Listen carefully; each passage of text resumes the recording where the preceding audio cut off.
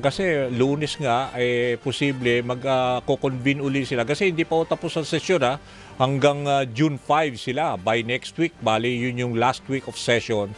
Pero magsisimula ho ang session nila sa Monday ng alas 5 dahil meron yatang foreign visitor na papasyal sa Senado ng alas 3. Anyway, ito, makakausap na ho natin. Walang iba kundi ang sinasabi ko nga veteran legislator at dating Senate Blue Ribbon Committee Chairman, si Senator Richard Dick Gordon. Senator Dick, si Danny Buenafeo sa programang Kabayan.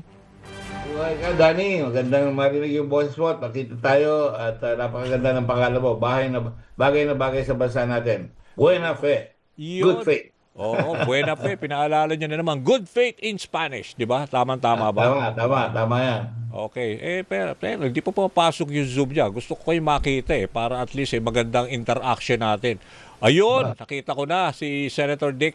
Anyway, Senator, marami akong itatanong sa iyo. Talaga bibigyan kita ng mahaba-habang oras dito sa ating programa. Una, syempre, dating matagal ka rin naglingkod dyan sa Senate Blue Ribbon Committee, dating chairperson. Ngayon, napalitan na, di ba? Si Senator Pia na ang chair dito sa bagong majority. Yung dalawang chairperson, yung ano ba yung reaction mo dito dahil ang dalawa rito ay si Jinggoy Estrada at si Marcoleta na kasalukuyang ay nahaharap sa mga kaso, lalo na si Senator Jinggoy na meron ng arrest warrant na mukhang isisilbi na due to issue of plunder. Senator Dick. Ano ang naisip ko? Lukod na lukod ako dahil mahirap manalo sa Senado eh. Buong Pilipinas siyang hahabulin mo at pakikiusapan mo na makapagsilbi ka. Nangingi ka ng permisyo, mapagsilbihan sila. Pero siyempre, minsan, hindi inaasa pagkakataon at kung hindi nakapagpigil yung senador, ay hindi maganda ang kanyang gagawin at hindi ko naman sinasabing ganyan nangyari. Pero nakakasuhan sila. At pag nakasuhan sila, siyempre, may bahid ng duda ang mga tao. Ang Blue Ribbon, ang ibig sabihin niyan, Committee on Accountability of Public Officers. Mahirap ka magtanong kung ikaw rin ay pinapa-account ng Sandigan Bayan o kaya ng Ombudsman.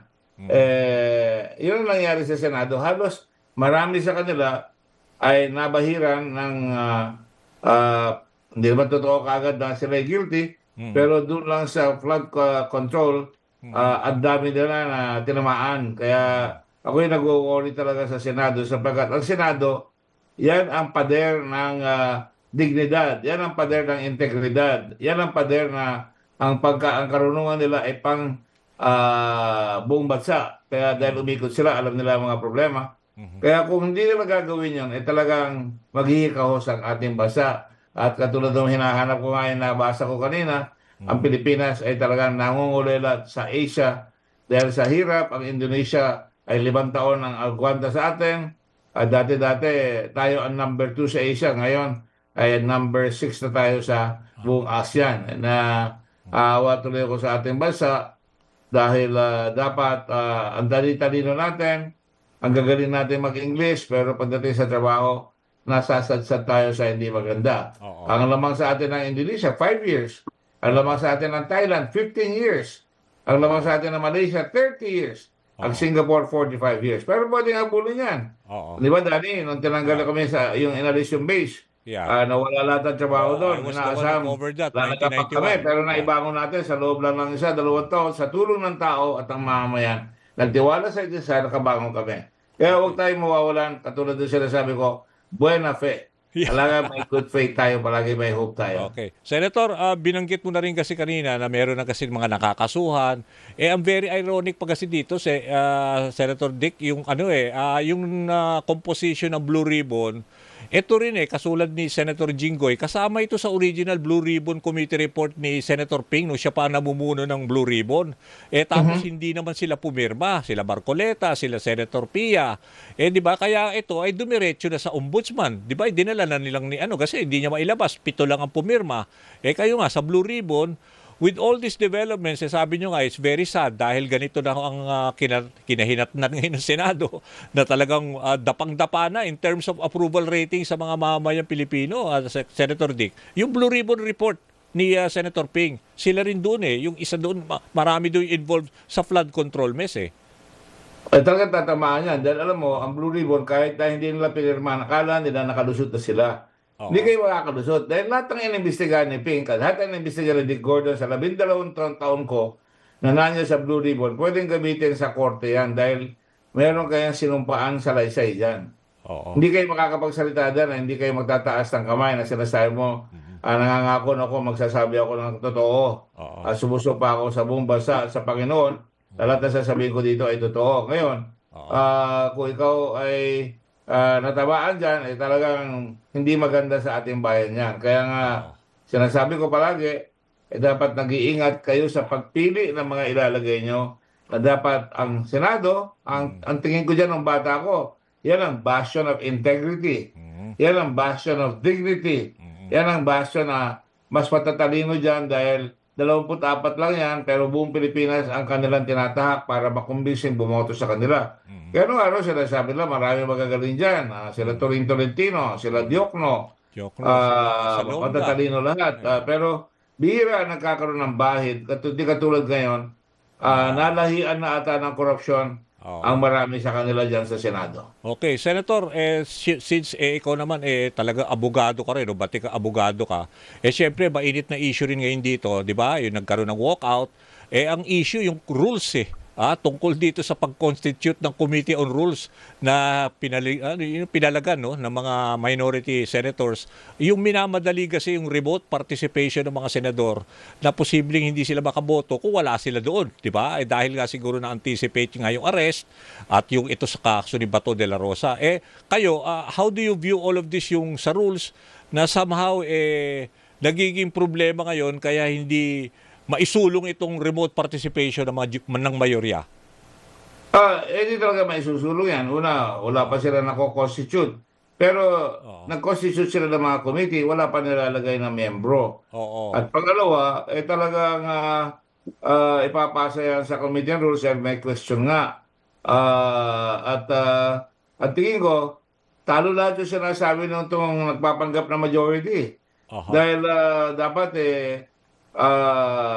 yung ilalagay dyan ng mga committee members ay una-una walang bahid ng korupsyon. Pangalawa, dapat they will be impartial. At kaya yung tinatanong natin ngayon, paano yan? Mako-constitute ba yan? Pati yung buong Senado, yung quorum, kino-question na. Dahil ang quorum, 23 sila, dapat 12 plus 11. No? At ano nangyayari ngayon, mababawasan sila dahil si Bato, wala na. Jinggoy, Mawala si Jinggoy, if ever. kung madali si Jinggoy, mangyayari yan, babawasan yung 13 ng kabila, no? So magiging 12-11. Tapos meron pa mga kaso, yung kay Marcoleta, napakadali nun. Dahil inamin niya Yung inamin niya. Yung tungkol dun sa plunder. Natumanggap siya ng pera, no? Na malalaki, lipat na plunder ng amount, no? Yeah. At inamin niya rin na nasa kanya yung pera, pero hindi niya nilagay sa SARN, hindi niya dinaklara. Ang tawag doon, kahit na wala kang binibigay, indirect bribery. Mabigat rin yan. Sa madaling sabi, merong plunder, merong pang anti-graft, yung indirect bribery, malamang hindi na rin makaboto. Kaya makita mo yung mukha ni Senator Marcoleta, nalulukot na aburido na, bumabato na kahit anong binabato. Ngayon, magkakaroon rin ng problema si Padilla dahil nasama siya doon sa pagtakas. No? At kitang-kita sa TV, may ebidensya. At saka, lahat sila nahuhuli sa bibig para mga isda Inaamin nila na, di ba? Nagse-self-destruct, parang ganon. Tingin nyo, sila mismo. Sabi nga nung kasabihan nung araw, those whom the gods wish to destroy, they first make them mad. Di ba? Halos insane na lahat di ba? So, marami kayo makikita dyan. Meron isang senador dyan, may kinonvict na siya nung dating ombudsman. Inayos naman ng sumunod na ombudsman in secret. In secret. Talagang lalabas ulit yan. Hindi mo maitatago yan. So, talagang ultimately, ano yung all the members of the Senate na quorum?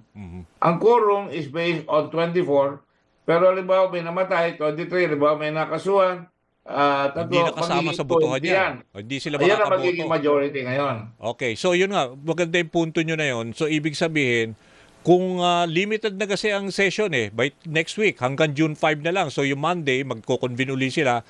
Kung palagay nyo ho ba sa mga itong mga news developments at saka yung political noise sa social media, mukhang malabo isulong kasi kung malilimit na ang number nito mayorya, maisusulong nila yung remote participation ng ilang senador na hindi makakaparticipate. Hindi naman tama yung remote participation Oo. Dahil kung ikaw mag-iimbestiga, dapat nakikita mo. At saka Physical. nagtangka na sila Trillanes at saka sila De Lima dati. Oo. Hindi pinayagan. Alam naman nila mga senador yan At alam natin ang talagang pakay nito mga ito. Oo. Ay dahil kakampi nila, ginudyos nila si President Duterte. Ewan kung bakit ganon. Kahit ano, gagawin, babaliin nila yung katotohanan, babaliin nila yung rules, talagang mahahalata ng tao talaga. Hindi mo maitatago yan. At paparusahan ng tao yung mga yan sa mga darating na panahon. Labag sa batas yung ginagawa nila. Nakalagay doon sa rules, pagka lang merong force majeure, sila sabi sa senador, force manure. Oo. Hindi tama Anyway, yung, hindi tama yung sinasabi niya. Ang force majeure is an act of God. Oo. Diba? Malaking earthquake. And the big one, tinamaan tayo, sarado lahat halos. Malaking gera. Yun, Ganun. pwede yun. Oo.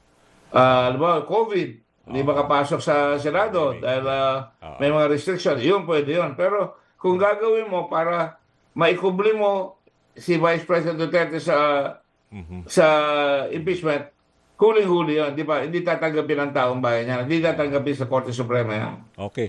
Kung kayo hong tatanungin, Senator, no, if ever, ano ho ba ang the only way para ma-redeem ang image ng Senado ngayon? Ano ang pwedeng gawin nila?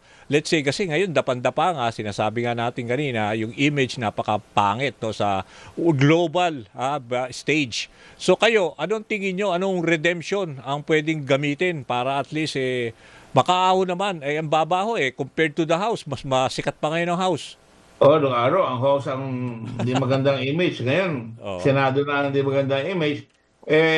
Maaaring sabihin dyan, ibalik yung justice, yung dignity, at saka integrity. So ano dapat gawin? Senior House, paano mo gagawin yan? Siguro, malaking bagay yan kung si Bato.